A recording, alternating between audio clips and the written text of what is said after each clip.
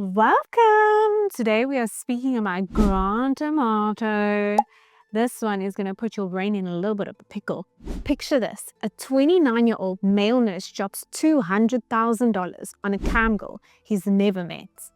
Not on a house, not on a Lambo, on a woman in Bulgaria who probably forgot his username the second he logged off. But here's where it gets dark. When his family tried to stop him from draining himself into financial oblivion, this guy chose pixels over people in the worst way possible. And trust me, the rabbit hole goes deeper than your student loan. So our main character, Grant, was living that failure to launch lifestyle. 29 years old, freshly fired from his nursing job for stealing meds, and camping out in his childhood bedroom like it was 2009, and waiting for his RuneScape account to load. This wasn't just any man-child though.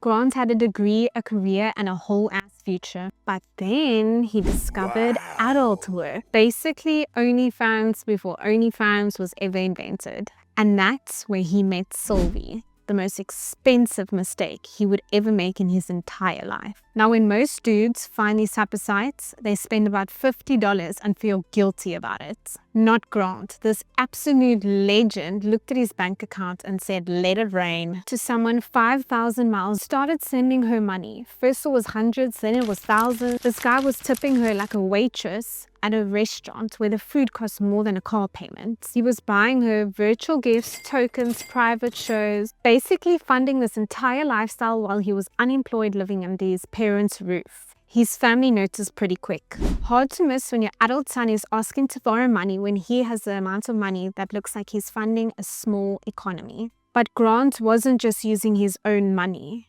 Oh no, that would be too simple. This genius started stealing from his own family like he was running a Ponzi scheme. But the only investor was him, and the only return was a disappointment. He stole his brother Cody's guns and pawned them. He opened credit cards in his parents' names. He literally stole medication from his work to sell on the streets. This guy turned into Walter White, but instead of creating an empire, he was building a relationship with someone that copies and pastes Hey Sexy to 50 different guys a day. The total damage?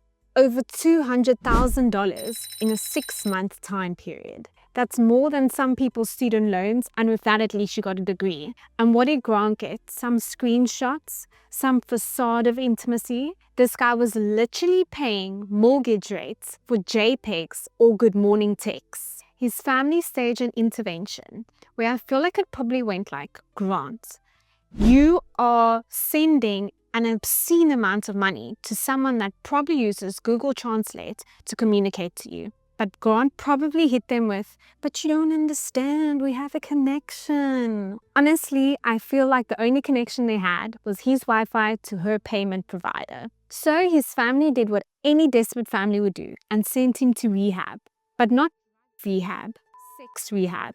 Imagine having to explain this to family friends where they're asking, "Oh, how's Grant?" And they are responding by saying, "Oh, he's been sending money to eagles, so we sent him to rehab." 60 days of treatment, 60 days of therapy with other dudes that are probably there for the same.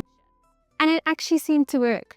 Grant got a job at Advent Health and he started rebuilding for exactly 3 days. 3 long days. Before he was back on the same bullshit creating new accounts, finding ways around the block site. His family found out and gave him an ultimatum. Sign a contract promising to stop talking to Sylvie or get out. They made him sign an actual legal document like he was a toddler signing not to eat crayons. But the real kill shot came from his brother Cody. Cody messaged Sylvie and basically directly said, "Yo, this psycho stole $200K from us, stop taking his money." And Sylvie, probably realizing that the gravy train is derailing, blocked Grant. She ghosted him faster than your dad going to get milk. And that's when shit got dark, real fast. On January 24th, 2019, Grant woke up and chose violence. and not metaphorically like someone posting something on Twitter.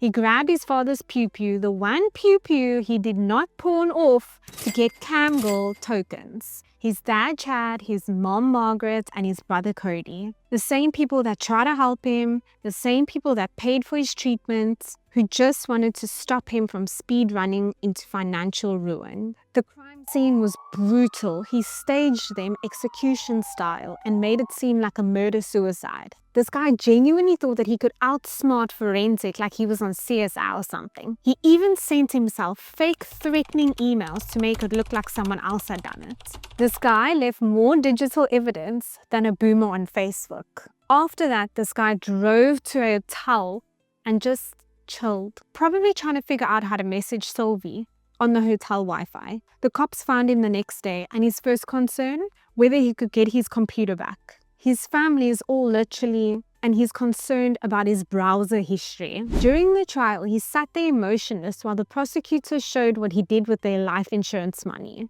This guy was already planning how to get back to his girlfriend before his family's bodies were called. The jury deliberated less than a Netflix episode. Guilty on all accounts. Life without parole times 3. Grant is now inmate number P56789, probably drawing anime girls on his jail wall because that's the closest contact he'll ever get to a girl again.